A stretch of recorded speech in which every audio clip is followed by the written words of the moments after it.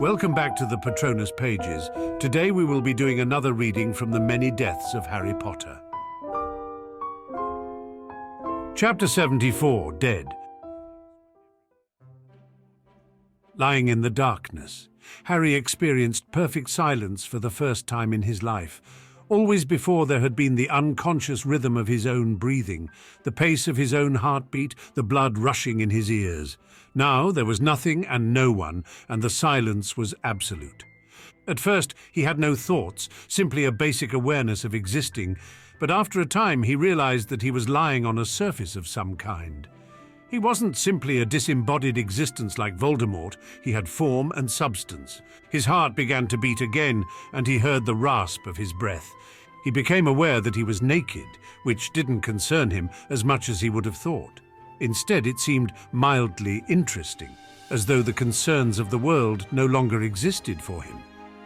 There was a nagging thought that he should be worried about something, but somehow Harry couldn't be bothered.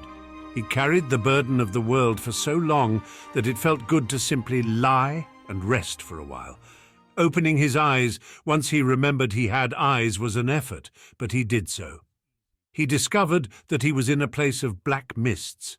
It was a quiet, comforting darkness that surrounded him, and he had a feeling that he had nothing to fear. The mists themselves didn't seem to be made of anything. Instead, they seemed to be composed of unrealized possibilities, as though in any moment they would coalesce into something else. It was a possibility that was vaguely exciting for Harry, like a room of requirement that didn't need a mental image but would simply provide. Harry heard a sound then, a sickly, moist, thumping sound that made him feel queasy. For the first time, he wished he had clothes. As the thought formed in his head, a set of black robes formed nearby. Harry began to wonder if he really was in the room. He didn't question his good fortune, simply slipping on the robes. He had a vague thought that he should be more suspicious of the whole thing, but that part of his mind seemed to have still not awakened. As he looked around, the mists began to form themselves into something else. It was all oddly familiar. It started with the sky above, which was starry and black. The walls slowly formed, covered in silver frost that sparkled in the moonlight. Hundreds of garlands of mistletoe and ivy grew, crisscrossing the ceiling. There were tables everywhere and great fireplaces. He was in the great hall. It was decorated for a time he didn't remember, although he remembered a flash of happiness as he danced here more than once. Harry was alone, except he recoiled as he saw two infant-sized things lying underneath one of the tables, lost and forgotten. They were skinless and bloody, raw and mutilated. Hideous, they gasped helplessly for air, even as they reached yearning for each other. Harry felt nauseated looking at them, and uneasy. There was something about them that made his skin crawl. "You can't help them." The voice made Harry stiffen, and he whirled around. Adrian Pusey, Colin Creevey, and Fleur Delacour stood behind him. They were all wearing robes of midnight blue. Fleur was as beautiful as he'd remembered, but he was shocked at how young Adrian and Colin seemed. He'd always remembered Adrian as being older and more mature, but he'd died almost 2 years younger than Harry was now. He seemed like a child, and that shocked Harry. Colin seemed tiny. Harry wondered if they resented him. "You're all dead," he said bluntly. "Amazing deduction," Adrian said, smirking. "The sun is bright, it gets dark at night. Any other gems that you want to spring on us?"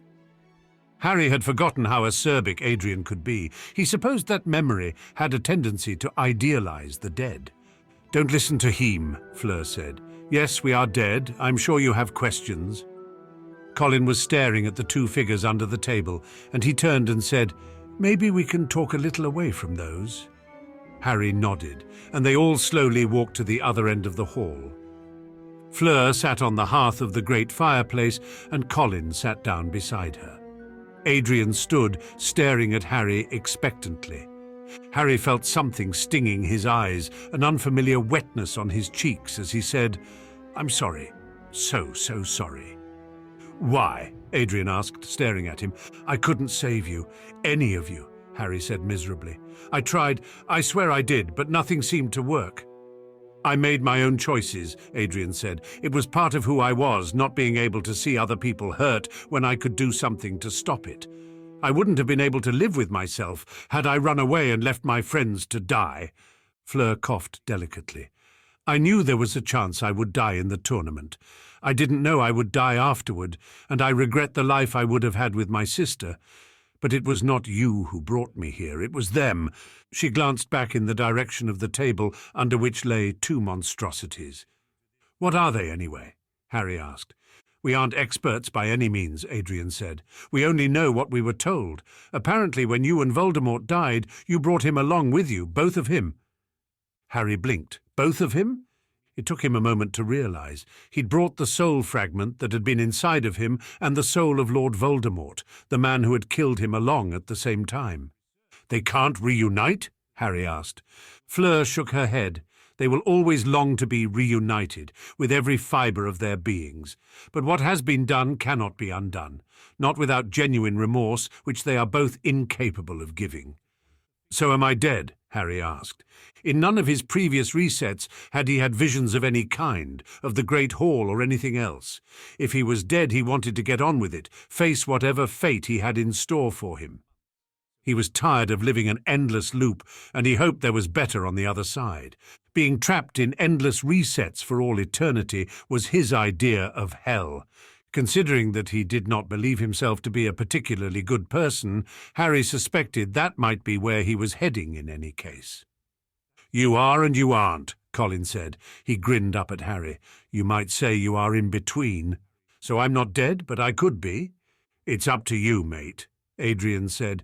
You can give up all your troubles and come with us, or you can go back. It's totally up to you.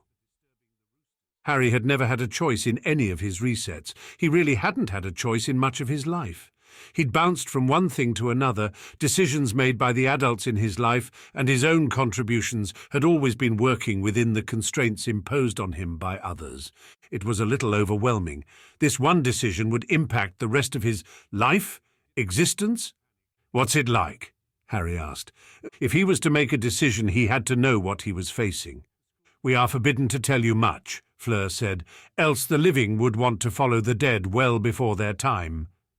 So it's good? Harry asked. It is for me, Fleur said. I think others have a different experience.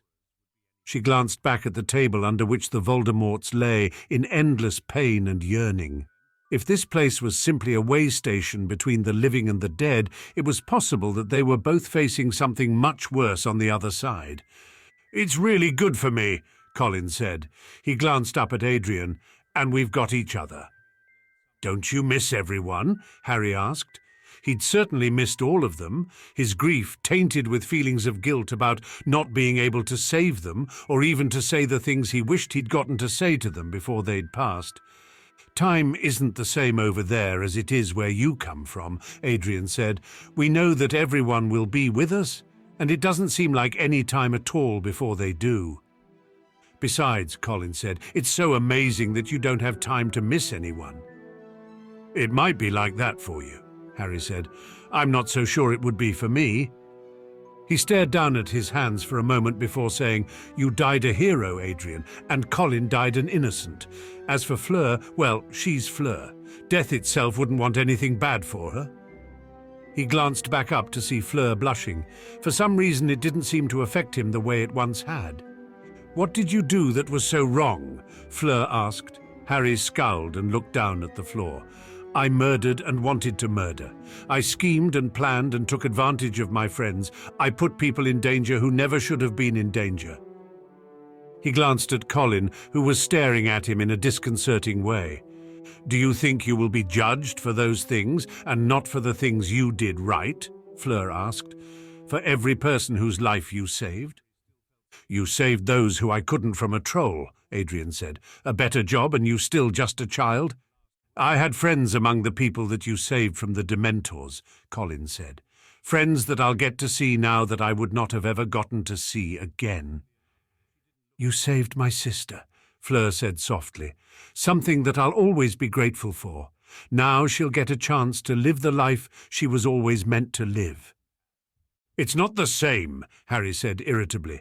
Saving one person doesn't cancel out killing another, and considering the numbers I have killed, I might still be in trouble even if they did. He didn't even know how many he'd killed, something that made him feel ashamed. And what of the people they would have killed? Fleur asked. People like my sister, who they would have declared as being less than human. Or people like me, Colin said, muggle-born and helpless. I'd have been fine, Adrian said. At the looks from the other two, he shrugged. It's true, but they'd have pressured me to do things I would never do, and in the end I'd have faced the same choice of my life or my principles. I hope I'd have made the same choice, but I really don't know. Despite his heroism, Adrian had been a Slytherin, and Slytherins tended to be pragmatic in a way the other houses weren't. So I have a choice, Harry said. Go with you or stay. He thought for a long moment, then looked behind him. What about them? You say we are connected. If I go back, does that mean they'll live again? If it did, that would make his choice easy. He hadn't gone through everything he had to simply bring Voldemort back to the world. No, Adrian said. Your deaths broke the final link. Whatever you decide, they stay here. It's over then, Harry asked. Really over? It won't be easy, Colin said. Despite his incredibly youthful looks, he spoke like an adult, and Harry wondered if he only appeared as he remembered him, because he remembered him that way. He wondered how much time they'd all really been away. While it could have been moments, it could have been an eternity. After all, they'd said that time did not work the same there. You'll still have to deal with the Ministry, Adrian said. With the fact that you killed a lot of the Wizengamot and the Minister, Harry might wind up in Azkaban, depending on whether the government that was left decided to make him a hero or a villain. He was already a wanted man. The other Slytherins won't like the fact that you killed a lot of their parents and relatives either, Colin said. Even if he managed to avoid prison, he might have to go to another school entirely, which bothered him for some reason. Death is easier, Fleur admitted.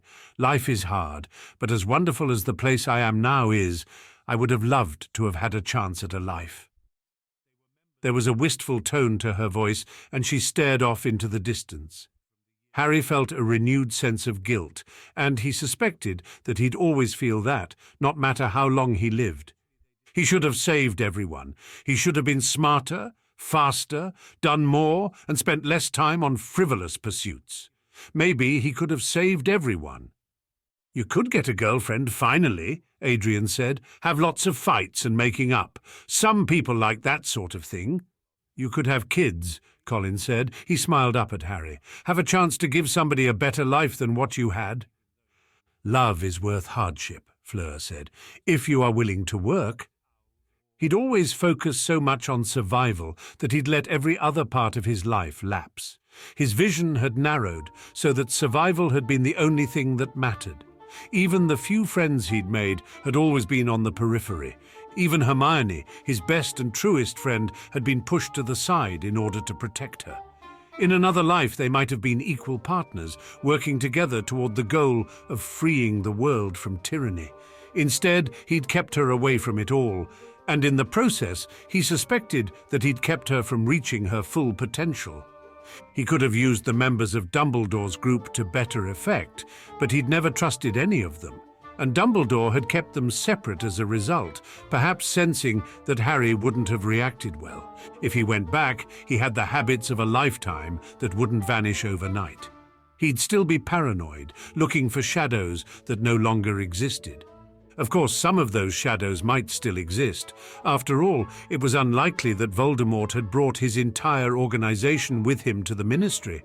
There had to be Death Eaters still out there, wanting to avenge their leader's death. Did Harry really want to spend a lifetime jumping at shadows? Why are we in the Great Hall? He asked suddenly. Death shouldn't look like Hogwarts. That seemed wrong somehow. Death was supposed to be all white fluffy clouds and harps and wings or something. Harry actually wasn't that clear on it. His conception of death had been formed by bits and pieces of things he'd seen on the telly while cleaning or heard from his cupboard. Are we? Fleur asked. I hadn't noticed. Just your regular hall? No, Harry said. It's decorated the way it was during the Yule Ball. Why do you think that is? Her accent had gotten much better since she'd died. Harry supposed that was because communication was easier after death. There was still a trace of her accent, though, just enough to remind him of who she had been. He considered her question for a long moment. If this place really was like the Room of Requirement, that meant that it was responding to his wishes and his desires. Did that mean that there was something about this place, this time, that he was drawn to? Frowning, he finally said, "I was actually happy here, at least as happy as I ever got." He hadn't had many moments of happiness in his life. There had been the times he had actually saved someone, and the times he had spent with Hermione and Neville. Hermione. "It wasn't me who made you happy here, was it?" Fleur asked. She sounded a little sad. Harry shook his head. "You did. Trust me, you did. It's just that there is someone who made me happier." How could he have forgotten? The few times in his life when he had been happy had all revolved around Hermione. She had been there for him at times when anyone else would have left, and he suspected that she would have been there for him much more had he let her. She'd gone through the agonizing process of becoming an animagus, even when it would have been easier to give up. She'd broken the law to do so, something that he'd never thought she'd be willing to do, given her love of rules. Keeping his secrets, despite the heavy burden that must have been a trial, but she'd never complained, not once. Life was going to be difficult, but Harry suddenly found himself desperately wanting to see what would happen. Would he and Hermione end up together? Would they even remain friends? He had no way of knowing, but the thought that life from now and forever would be a mystery was incredibly enticing. He would never again have to waste time reliving the same days over and over again. As bad as things might get in the future, they would always be fresh and new. He'd have a chance to make new memories, to finally live the life that he had denied himself for all this time. He might even get a chance to have more than fleeting moments of happiness in a sea of misery. "I miss you," Harry said. "All of you. You'll never know how much each of you meant to me." Adrian had protected him. Colin had given him someone to protect, and Fleur had opened him to the idea of love. Without them, he wouldn't be who he was. They were part of him. "But it's not my time to go," Harry said. He nodded toward the doors leading out of the hall, doors he sensed led to life's next great adventure. Taking a deep breath, he said, "I want to go back." Chapter 75. Living. Returning to consciousness was more painful than it normally was. Ordinarily, his pain was mental, the memory of the trauma he had been through not reflected in a body that was suddenly pristine and unharmed. Now, though, he was aware of countless aches and pains. It was hard to breathe again. Either he'd been re-injured somehow during his battle beneath Voldemort's robes, or the Ministry healer hadn't done a particularly good job in the first place. It wasn't an immediate transition this time either. Normally he simply blinked into consciousness. Now it came in fits and starts. He was vaguely aware of wands pointed at him, of frantic voices shouting in the distance. Somehow none of it seemed to matter. Even the fact that he couldn't move, probably due to a spell of some kind, didn't bother him. He had seen Adrian and Colin and Fleur again. Seeing the people who had left the living behind was the kind of gift almost anyone would give fortunes for, and it had been Harry who had received it. He'd been reassured that death really was the next great adventure, even if it was probably less enjoyable for some than others. It took him time to realize that part of the reason that he was having so much trouble returning to consciousness was that he kept being stunned. Apparently, whoever had captured him was fearful enough of him that they did not want him conscious. Were it Death Eaters who had captured him, he'd be either dead or constantly tortured at the moment. That said, it was likely the Ministry that had him. He had been accused of murdering the last minister for magic. It was ironic that while innocent of that charge, he was now actually guilty of killing the current minister. He had a vague sense of time passing. There were moments between stunners when he started to return to lucidity. Finally he woke. He was in a room with heavy, dark stone walls. Massive chains were attached to his wrists and feet, leading back to the wall behind him. There were no windows, and there were 3 auras sitting on chairs staring at him. Their wands were in their hands, which were resting on their laps. They were afraid he'd be able to wandlessly and silently control a single aura. Having 3 wouldn't have stopped Harry had he actually studied that skill. He'd have simply taken them over one after the other. Presumably there were watchers from outside the room to keep him from doing just that. "So I'm a prisoner now?" he asked. His voice was dry and parched. The 3 men glanced at each other, and finally the one in the middle spoke. "You killed half the Wizengamot, the minister, maybe the current minister. You expected something different?" "I killed Voldemort and his followers," Harry said. "Something I was forced to do because you lot didn't do a good job of protecting me the last time I was your prisoner." They had the grace to look embarrassed, at least. "How long have I been out?" Harry asked. The aches and pains that he'd been vaguely aware of were long gone. Either he'd been treated by a ministry healer or his own accidental magic had taken care of the problem for him. 2 days, one aura said, despite sharp looks from the others. "When do I get my trial?" Harry asked. "Or is this one of those things the ministry is going to try to sweep under the rug?" "No chance of that," the aura on the right muttered. "The papers are screaming. The Wizengamot is in chaos. Nothing is going to be decided until a new minister is elected, and that can't happen until the Wizengamot elects enough members to have a quorum." Harry wondered why they were bothering to tell him any of this. They were being relatively polite. Was it because they were afraid of him, or because it was possible that the ministry was going to spin him as a hero and let him go free? In either case, antagonizing him probably wouldn't be the smartest move. Escaping wouldn't be easy, but Harry suspected that they didn't know he was an animagus. That made it considerably easier, although having at least 3 observers on him at all time would mean that he had to be lightning fast in changing. He'd probably be able to dodge at least 2 of the aura's spells. He'd managed against Voldemort himself, after all. With the 3rd, it would be much more risky, though. Still, once he was free, he could probably get the wand of at least one of the auras, and then the fight would be less certain for them. On the other hand, revealing himself as an animagus would be foolish if he was eventually judged a hero. He'd hate to receive jail time for escaping from a jail that he would have been released from anyway. It was better to be cooperative. Human nature was to lower one's guard with someone who was cooperative for long enough. If he needed to escape, it could wait a few days.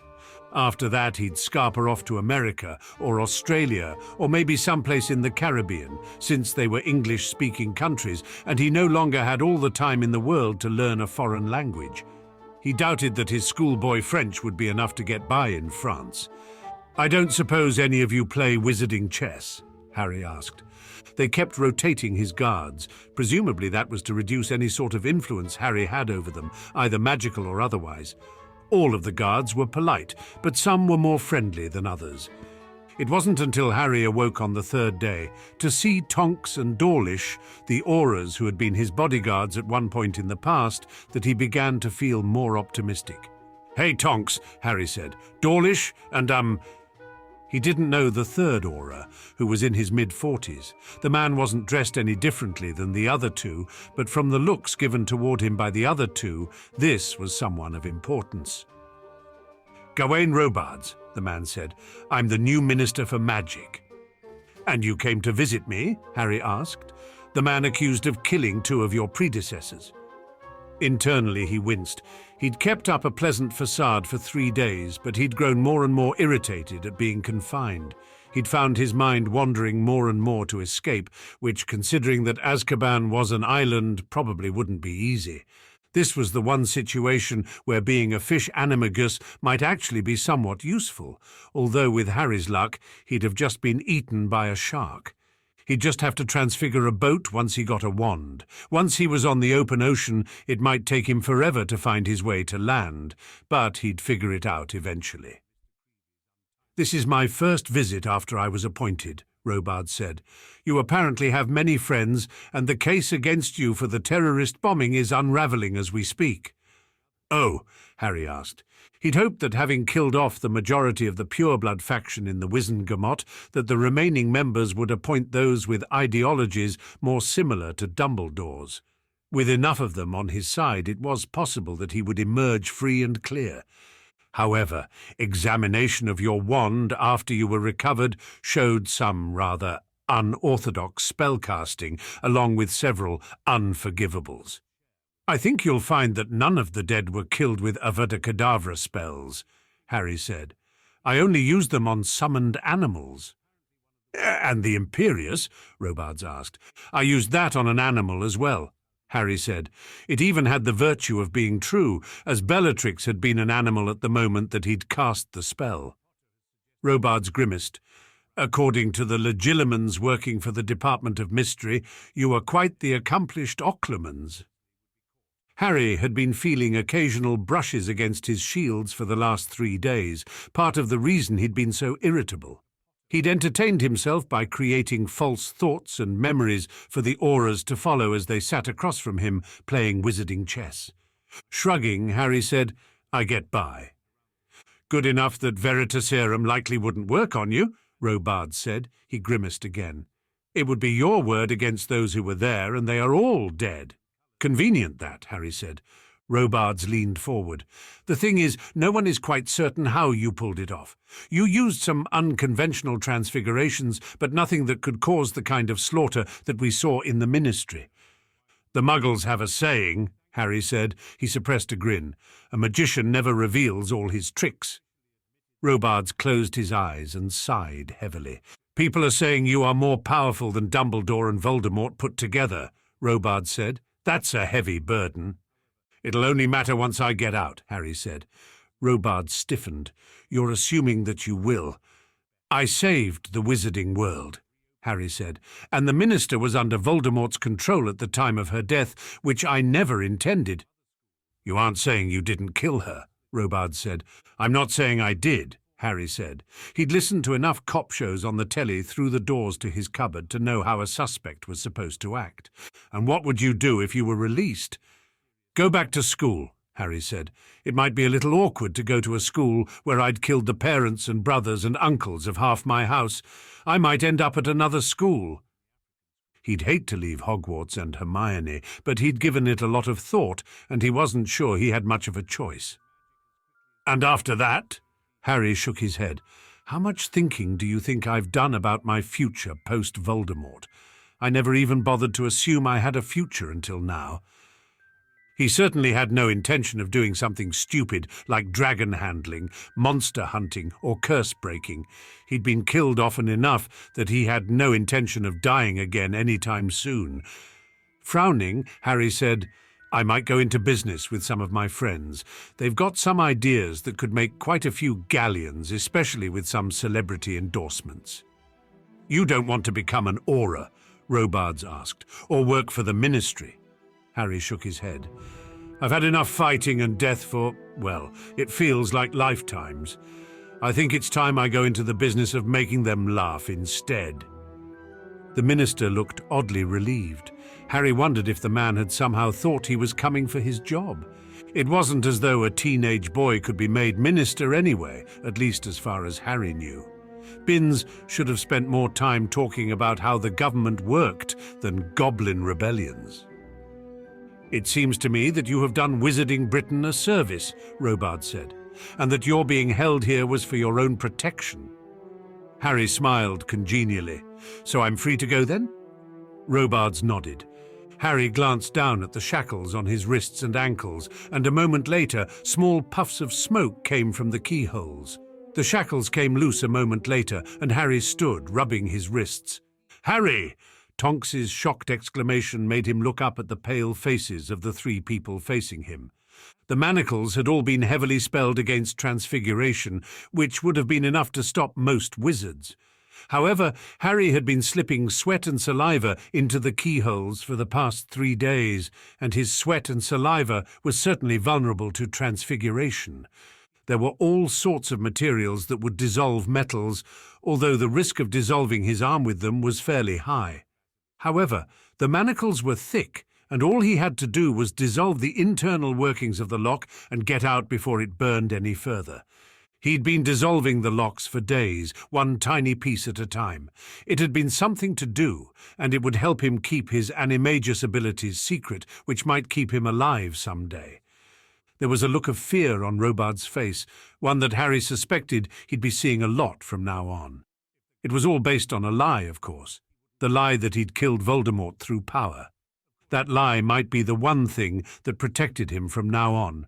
After all, there were still former Death Eaters out there, although Harry wasn't sure of how loyal they would be to their master now that he was permanently dead. Worse would be his classmates, many of whom might be seeking vengeance for the deaths of their relatives. In retrospect, he probably should have recruited an army and had them kill his enemies. The death toll on his side would have been higher, but at least everyone wouldn't be blaming him. However, then he would have had the deaths of people he cared about on his conscience.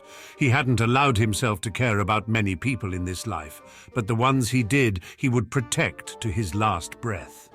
Harry was a little unsteady on his feet, but he smiled at the three people in front of him who had their wands out. He saw the tip of a wand sticking out of Tonk's pocket. Apparently, the decision to release him had already been made, and Robards had simply intended to threaten him into following the Ministry line. The Ministry was corrupt, and that didn't seem likely to change any time soon, although Harry suspected that Hermione would do her best to change that. He wasn't sure it would last, though. Wizards were almost as foolish as Muggles in who they elected.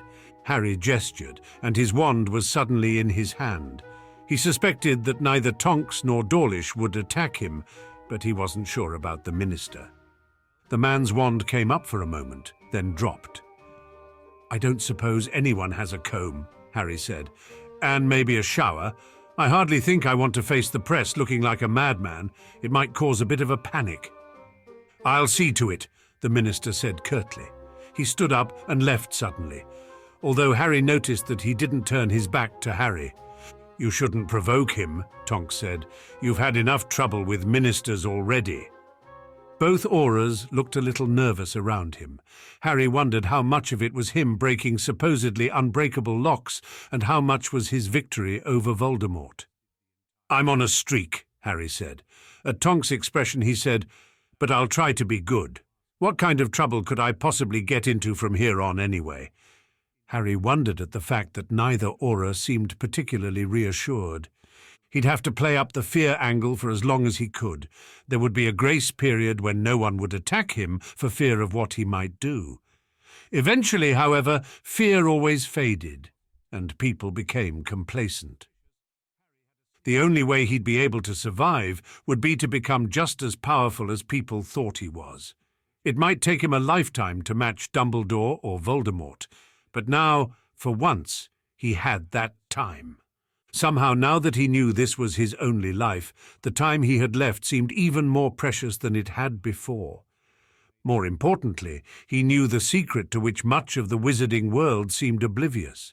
Sometimes it was better to be clever than to be powerful. The powerful often had things easy enough that they never looked any farther than they had to. Even Dumbledore had quit looking for creative solutions to his problems long ago, and he seemed like more of a free thinker than most of the wizarding world. Harry had no intention of being an agent of change. It was in his best interest to keep most of wizard-kind stupid and complacent. If they learned how effective it was to get clever, they'd escalate things, and Harry alone wasn't as clever as tens or hundreds of wizards. So his best bet was to play along and try to maintain the status quo.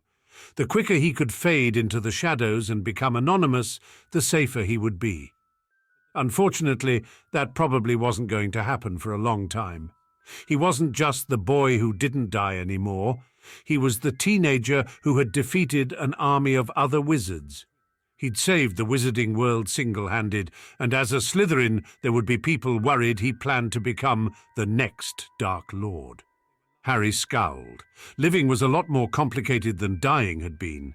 In the past, all he'd had to do was figure out more and more effective ways to not die. Now he still had to do that, but he also had to worry about how people were going to react. After all, he was going to have to live among these people. All he needed was a shower and a chance to clean up. Then he'd face the media, and after that, if he was lucky, he'd get to see Hermione and Neville again. He'd focused for too long on the people and things he'd lost in his peculiar life. Now that he only had one more chance, he needed to start appreciating the people he had left. Taking a deep breath, he turned to Tonks and said, "I'm ready." Chapter 76, Forward. Dealing with the press had been exhausting. There had been question after question, and he'd had to smile when the last thing he'd felt like was smiling. He'd reassured everyone that he fully supported the current administration.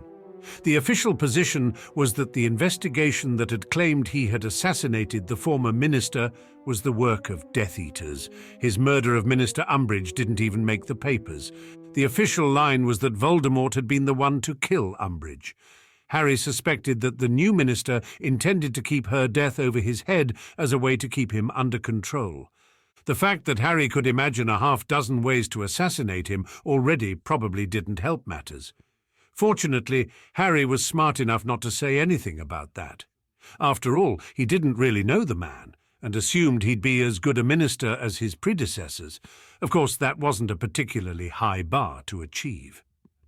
As Harry walked up the pathway toward Hogwarts, the one students usually took by carriage, he looked up at Dumbledore. "I'm not sure this is going to work," he said. Everyone in Wizarding Britain was related to everyone else except for the Muggle-borns. That meant that there were good odds that he'd killed someone from every family. The Slytherins would be affected the most, of course, but even Gryffindor families had members of whom they were less than proud. "All we can do is try," Dumbledore said. "I have taken the liberty of removing young Vincent and Gregory from your room. Their fathers are dead, and I suppose being in a room with you sleeping might be too much of a temptation for them." Harry winced. While he'd never befriended Crabbe or Goyle, he'd been roommates with them for years. "What about Malfoy?"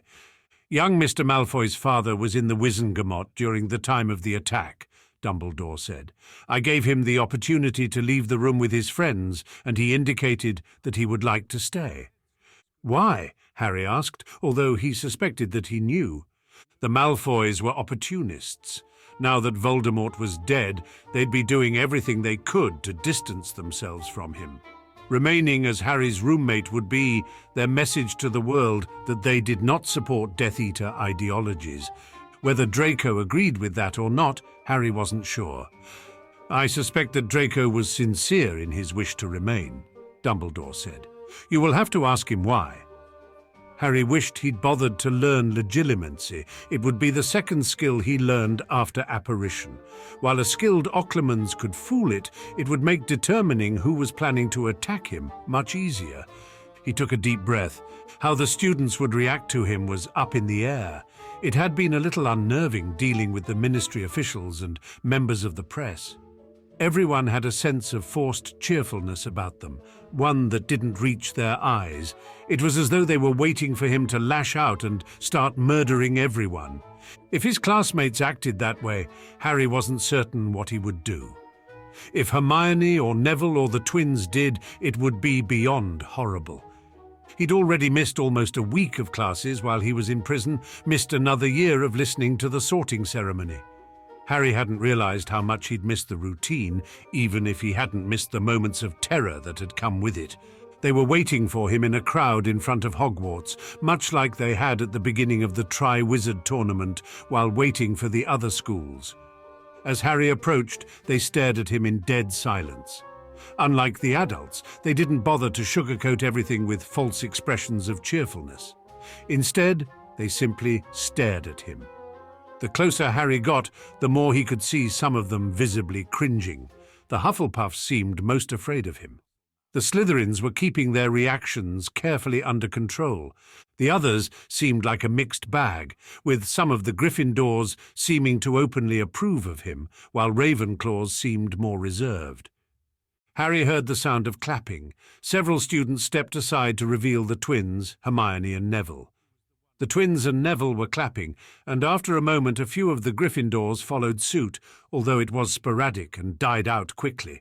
"Harry!" Hermione cried out, running forward to embrace him. At least his closest friends weren't afraid of him. That would have to do. Harry was conflicted.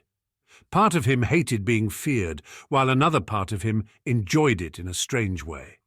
In time, the others would forget their fear of him, although that would likely start the attacks back up again. He hugged Hermione absently while staring at the rest of the student body, who were shifting restlessly. No one seemed to know what to say. Finally, McGonagall cleared her throat uneasily and said, "You are dismissed. Classes will resume at their normal time in the morning." The entire class seemed to give a collective sigh of relief, and they dispersed with a suspicious speed. Within 2 minutes, all who remained were the teachers, Harry, Hermione, Neville, and the twins. "Are you all right, Mr. Potter?" McGonagall asked. Harry shrugged. "There's fewer people trying to kill me today than a few days ago. I'd call that a positive development." "But are you all right?" she pressed. "Sometimes the things we do in war can haunt us." Harry wondered if she had her own burdens from the last war. She'd been the first person to actually ask him the question. Everyone else had tiptoed around the issue, even Sirius. He thought for a moment. "I don't think I've really dealt with it yet, but I'm not dead. That's got to amount to something." She smiled wanly. A moment later, the twins had put their arms over his shoulders. "You've got to tell us how you pulled it off," George said. Fred grinned. "The ultimate prank against Voldemort and the Death Munchers." Harry stared at them, then grinned a little. He'd refused to tell the Ministry what he'd done, but he just might tell the twins. After all, they might be able to devise even better twists on what he had already done. After all, being clever was good, but being clever while having clever friends was even better. "Harry," Draco said. He was sitting on his bed, staring down at a book. The room looked bare without 3 of the beds. In a room meant for 5, 2 beds looked awfully lonely. "Blaise didn't stay?" Harry asked. "You killed his uncle," Draco said, "and his cousin and his aunt and the fathers of 3 of his best friends." "Oh," Harry said. Dumbledore had already told him about Crabbe and Goyle. Harry wasn't sure how he'd be able to look them in the eye. He didn't regret what he'd done, but he'd regret the pain that it was causing them now. "Why did you stay then?" Harry asked. "My family likes to say that we should have been sailors," Draco said. "We always know which way the wind is blowing." "And right now the wind is blowing toward me," Harry said. "Your father doesn't resent me?" Draco looked up from his book. He's still not very happy about the thing with the house elf, but about destroying the Dark Lord. You did us a favor, really. "Why?" Harry asked.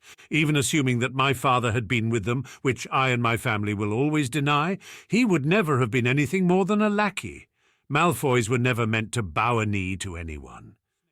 Harry stared at him for a moment.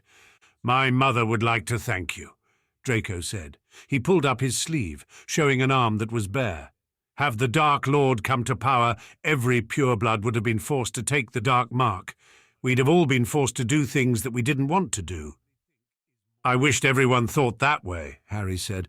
"Some people will always cling to what might have been," Draco said. "And also, it helps that you didn't actually murder half my family." Harry was silent for a long moment. "Do you think it will get better?" "For you?" Draco asked. "I really don't think so. The papers said you killed something like 2% of Wizarding Britain. That means practically everybody lost someone. Not the Malfoys, though. Somehow Lucius had managed to be elsewhere during the attack. He'd probably spun it to Voldemort as plausible deniability, but he'd really been playing the odds. There was a prophecy that indicated that Voldemort had a fair chance of losing, and Lucius hadn't wanted to be anywhere close when that happened. "So what do I do?" Harry asked.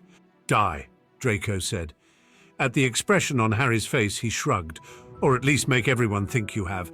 If no one knows you're alive, then nobody's coming after you." Draco had been around him long enough to know what was likely on his mind. Harry nodded after a moment. It was something he'd have to consider, although it couldn't possibly be as easy as Draco made it sound. After all, he wasn't willing to lose a finger and kill 12 muggles while placing the blame on someone else. "Well, we'll see how it goes," Harry said finally. He'd thought he was a social pariah the first year, but it had nothing on what he experienced now. There was none of the bullying he'd experienced, at least, but everyone gave him a wide berth. Other students did their best not to sit near him. Those who failed to find other seats pretended not to be afraid, but Harry could see it in the stiffness of their shoulders and the tenseness of their expressions. The only ones who seemed entirely unaffected were his friends, but with them being in other houses, he didn't get to see them in class very often. Harry would have imagined that a life after Voldemort would be paradise. He'd spent the last 7 years or more of subjective time obsessing over survival. Voldemort had been the one, overwhelming part of his life. Now that Voldemort was gone, Harry didn't know what to do with himself. He no longer had a purpose, and he was suddenly at a loss. The isolation didn't help either. He found himself feeling oddly depressed at times. Was this what his life was going to be from now on? Was he going to be a pariah? Maybe Malfoy had been right. Faking his own death and starting life as someone new had an appeal that was growing on him. Malfoy was going out of his way to be friendly, but Harry wasn't sure if it was genuine or simply a way to keep Harry from tracking down his father and murdering him. He needed to find a purpose in his life, something more than simple survival. He'd spent too much time focused on that and not enough time on learning how to live. Before he'd filled his time with constant training, with planning and plotting what he was going to do to survive Voldemort's next plot. Was he an adrenaline junkie? Did he actually need the fear of death to enjoy himself? Fear had been an ever-present part of his life, and now that it was gone, he didn't know what to do. After 3 weeks, he finally went to his head of house. "Mr. Potter," Snape said, stepping back and letting him into his office. Harry had noticed a certain hesitance in his other teachers, even though it had faded quickly. Snape, however, had continued to treat him as he always had. Considering that Harry might very well have killed Snape had things been different, Harry thought it was ultimately very decent of him. Harry sat down and looked up at Snape, who had continued standing. He hesitated, not sure of how to begin. He looked down at his hands and then finally spoke. "I don't think this is working," Harry said. There was a long silence. Harry forced himself to look up at Snape, who was staring at him, his face expressionless. "Did you really think it would?" Snape asked. "After you killed their parents and brothers and uncles?" Harry hunched his shoulders. "I guess I'd hoped they'd understand. I didn't have a choice." "How much would you understand if someone killed Miss Granger?" Snape asked. "Or Mr. Longbottom, or one of the Weasley twins?" Snape shook his head.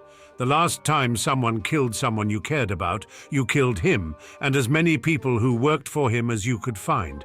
What makes you think that any other Slytherin would be any different?" "They seem afraid of me," Harry said.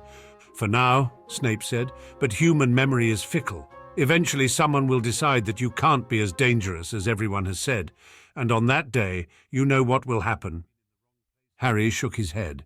"I will have to inform the family of another student that their child is dead," Snape said. At Harry's expression, he continued, "I have no doubt that given your unique talents, you will find a way to survive. The other students here do not have the benefits of your situation."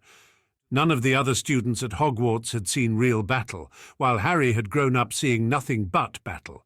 He'd seen death and destruction that no one else could relate to, at least no one who wasn't someone like Moody or Snape.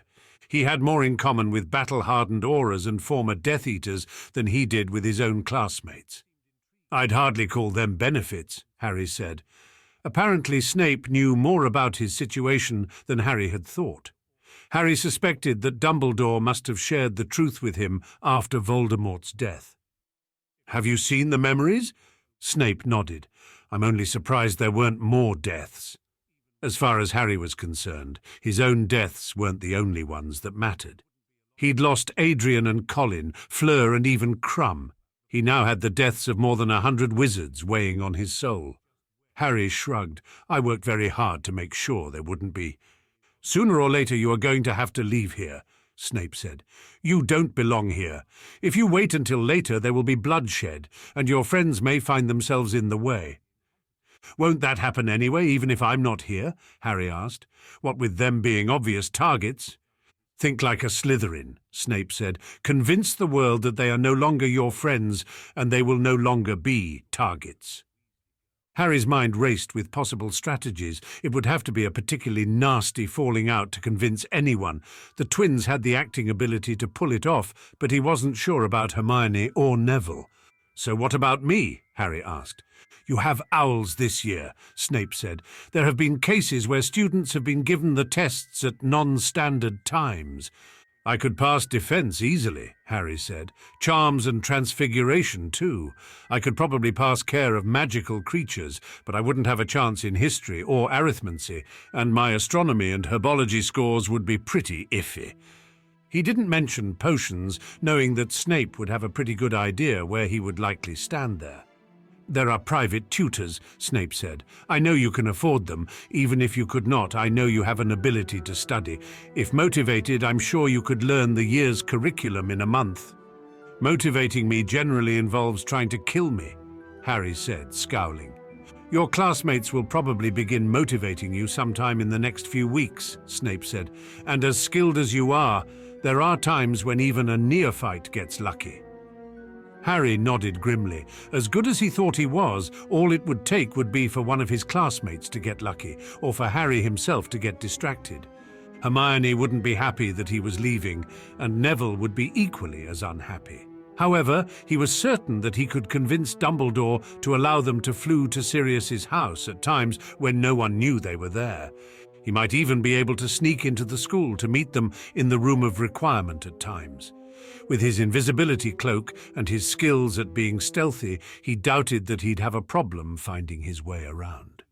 It surprised Harry to realize that the thought of leaving was actually making him feel better. There were too many memories here, too much guilt. Every time he looked at another student, he always found himself wondering if he'd killed one of their relatives. Out in the world, though, that wouldn't be the case. He had money, and he had ideas about how to make more, maybe a lot more. He could travel and seek out tutors from every continent, learning magic that British wizards had never dreamed of.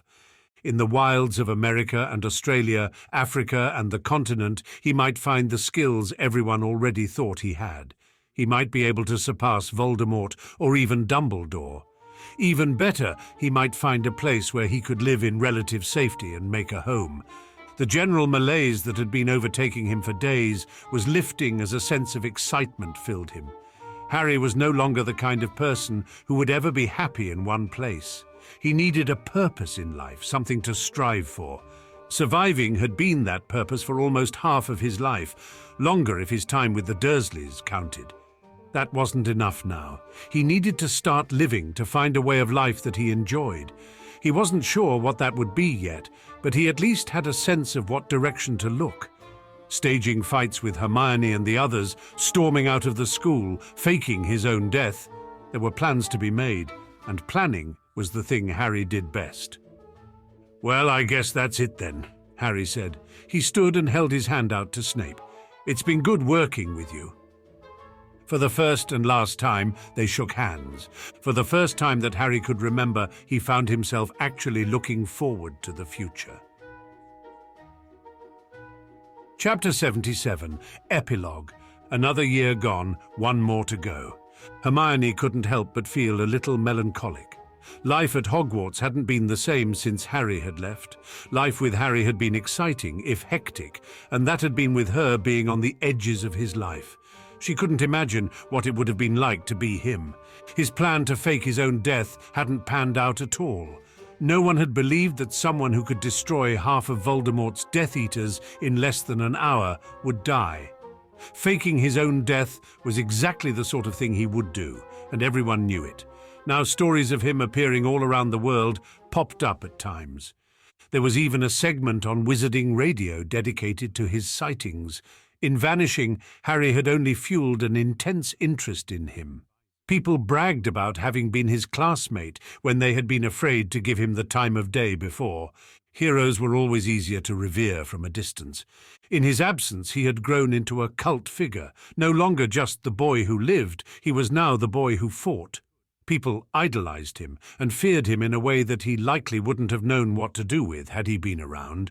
Keeping her distance from Harry had been difficult, but she'd understood why he was insisting. She could protect herself, but her parents would be helpless should someone think to threaten them. It had been months before people had started to believe that she and he were no longer an item. Her general sense of malaise had probably helped to sell the story. She'd thrown herself into her studies, and if there were times when she and Neville slipped away to visit Dumbledore, taking the Floo to see Harry, no one was the wiser. There were other times when he came to visit in the castle, although those times were more dangerous. After a while, though, the visits became less frequent. Harry was travelling, and intercontinental apparition was only possible for the most powerful of wizards. Many wizards didn't bother to apparate at all, which Hermione found incomprehensible. She stared out the train window.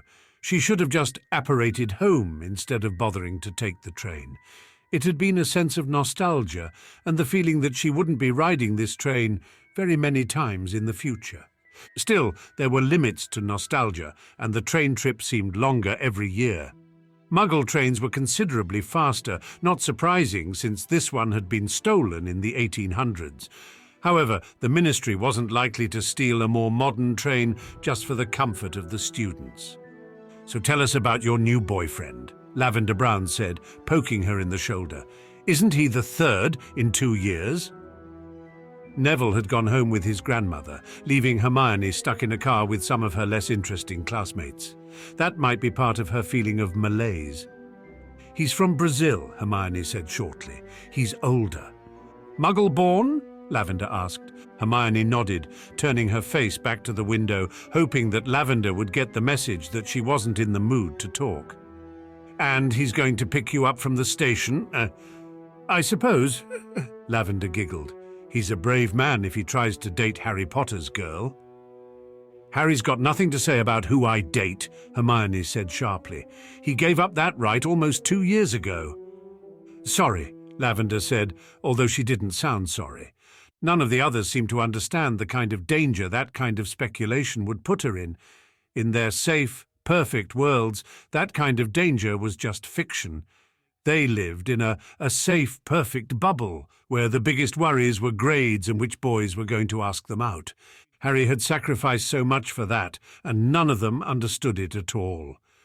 The car was low and black and sleek. Hermione had never been much of a car person, and since she'd entered the wizarding world, even less so. She had the sense that it was very expensive, though, and very elegant. Her boyfriend stood tall and dark and handsome, his swarthy Latin features smiling broadly as she walked cautiously up to him. She had no visible luggage. The new Weasley-reducing luggage was all the rage among the students, one that she had not seen any reason not to indulge in. Her luggage all fit in her handbag now. They were easier to make than containers with undetectable extension charms, which means they were much cheaper, affordable, even for Muggle-borns like her. He leaned down and kissed her. Glancing back, she could see her classmates staring at her jealously. "Ready to go, my sweet?" he asked. She waited while he opened the door for her, and she slipped inside. The interior was elegant and amazing. The car had to be worth more than her parents' house. From the looks on the faces of the girls and women outside, many of them Muggle, everyone else knew it too. He slipped into the driver's seat, and a moment later they were off. Neither of them spoke until the train station was out of sight. "Do you think they bought it?" he asked. "They did the last 2 times, Hermione said. She scowled. "Did you have to make my boyfriend an entitled jerk?" His dark features shimmered in the darkness of the car, settling back into the familiar features of Harry. "I had to keep it interesting," he said. "You couldn't keep dating poor Muggles from East London." He'd argued long ago that if she dated the same person for a long period, everyone would assume it was Harry. Changing boyfriends regularly would make her look fickle, but it would protect them both. Hermione suspected that he was starting to love creating identities and disguises a little too much, but there wasn't much she could do about it. "Where'd you get the car?" "Bought it in a junkyard, crushed to scrap," Harry said. "You'd be amazed what you can do with a few reparo spells. I've actually got a side business selling cars to Muggles and Muggle-borns." He'd probably created a sleazy persona to do it in as well.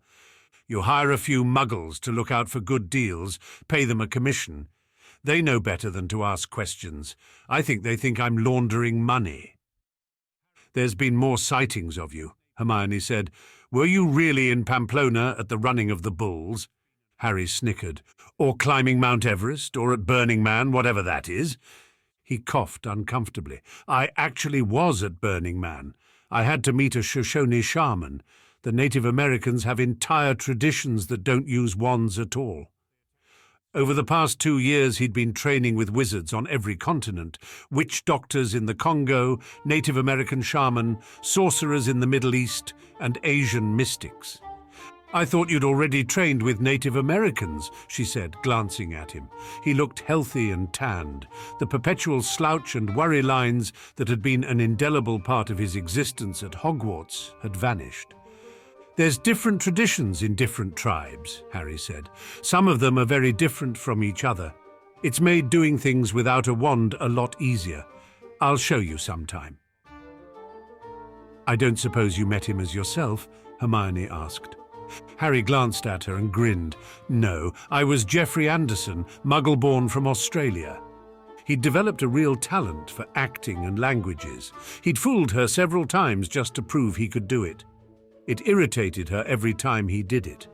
What boggled her mind wasn't that he had temporary disguises. It was that he had identities that he kept up. Some of them had businesses, and each of them had their own manufactured background and personalities. As far as the people around him were concerned, each of them was a real person. They stopped next to a large empty field outside of town. Harry leaned toward her, and for a moment she thought he was going to kiss her. Instead, he whispered an address in her ear. Where the field had been, a rather large house appeared. She glanced at him and he grinned. Can't be a rich jerk of a boyfriend without a nice house. It wasn't as nice as Neville's house, but her parents' home could have fit in the driveway. How can you afford all of this? Hermione asked. I've got another identity that buys houses and flips them, he said. At her look of incomprehension, he said, buys a house cheap, maybe one with a lot of damage, then fix it up and sell it for a lot more. With magic, something like that would be a lot easier than doing it the Muggle way. It just seems like cheating, she muttered. Harry grinned. My whole life is about cheating. I'm not hurting anyone. People who buy from me get a nice house or a nice car, and it doesn't really matter to them how I did it. He probably had bank accounts as a Muggle and as a wizard in multiple countries. Most other countries didn't use goblins as bankers, and there were different systems. You are your own secret keeper? Hermione asked. Harry nodded. Sirius helps me cast the Fidelius charm. Dumbledore helped me once. I'm trying to teach Dobby, but he doesn't seem to get it.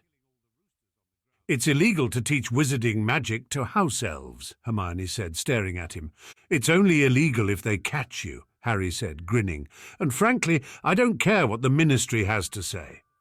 Hermione wondered just how powerful Harry was getting.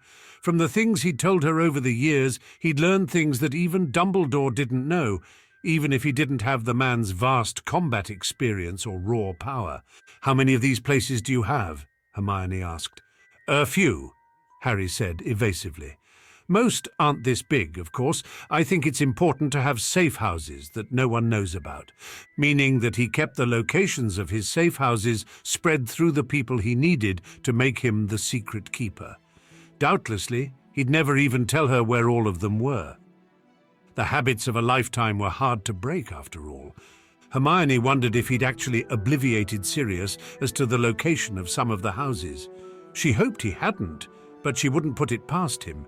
He'd undoubtedly used the Weasley twins as well. He was their secret backer for an industry that had gone far beyond a simple joke shop. Their line of shrinking luggage had probably made them as much money as the rest of their business put together, and from what she'd heard from Ron Weasley, they were expanding internationally. It had gotten to the point that they were employing half the Weasley family, and they were still struggling to find enough employees. If Harry was sharing in the profits from that, then he was a rich man, even without any of his other scams. This place isn't what I wanted to show you, Harry said. He stopped the car and stepped out of it. She followed suit, and as she closed the door to the car, she felt him put his arm around her. Closing her eyes, she leaned her head up for a kiss, but instead she gasped as she felt herself being pulled through a tube. It seemed to last forever, much longer than any apparition that she'd ever experienced. A moment later she stumbled, feeling slightly sick. She was on a beach and the sun was setting. The ocean was beautiful, and the sky was lit with colours that she couldn't remember ever seeing in England. Looking back, she saw a house on the beach. The wall facing them seemed to be made up entirely of glass. The view from inside had to be spectacular. "Where are we?" she asked. "You said you had a boyfriend from Brazil," Harry said, "so I thought it was appropriate." "Brazil?" she asked, flabbergasted. Only the most powerful wizards even attempted intercontinental apparition, and she hadn't heard of anyone bringing someone along with them at the same time. His powers had to be vastly above what they were the last time she'd seen him, if he'd even attempted something like this. "Why are we here?" she asked. "How do you feel about learning the Fidelius charm?" Harry said, grinning. "Me? I thought it would be good to have a place that was only for the two of us," he said. "A place that no one else can go. But how can I get here?" From his pocket, Harry pulled a small box. Hermione's heart fluttered. Opening it, he pulled out a ring. It clearly wasn't a wedding ring, but it was still beautiful, a thing of entwined golden leaves and a small sapphire.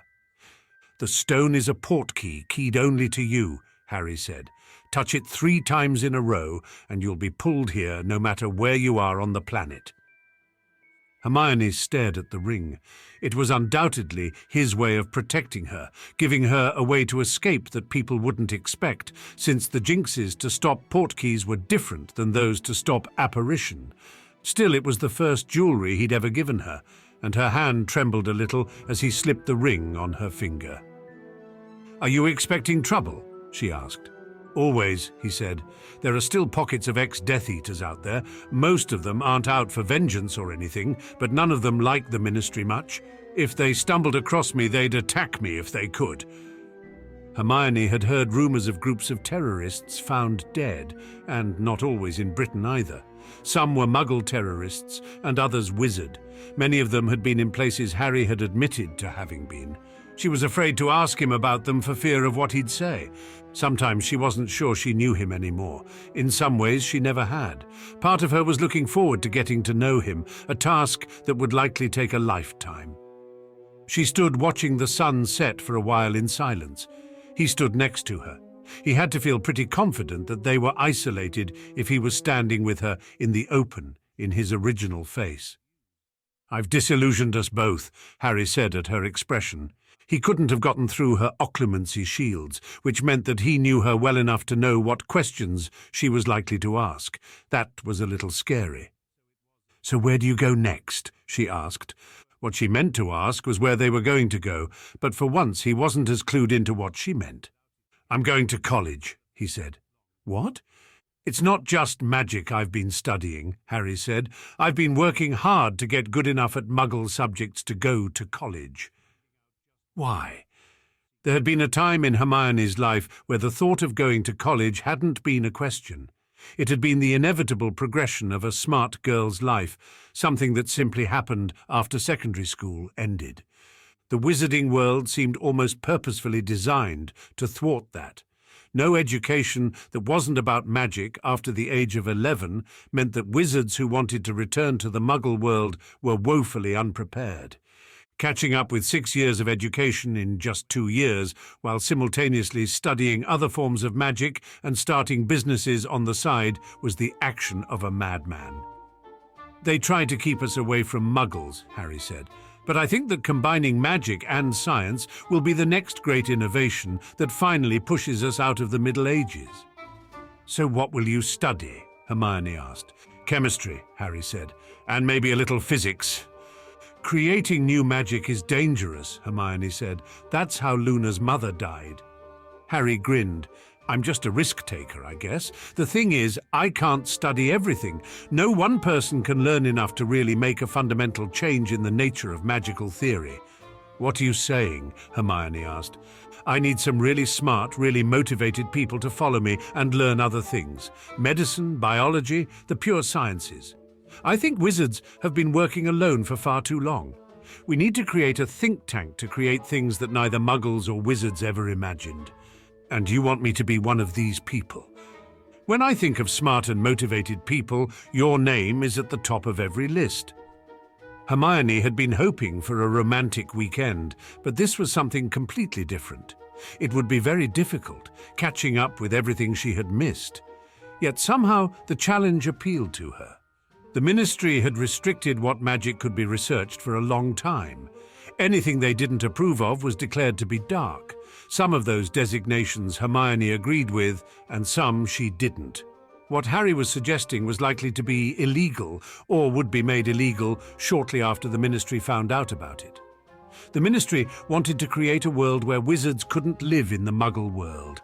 The most dangerous wizards to the Ministry were those who could vanish into the Muggle world without a trace.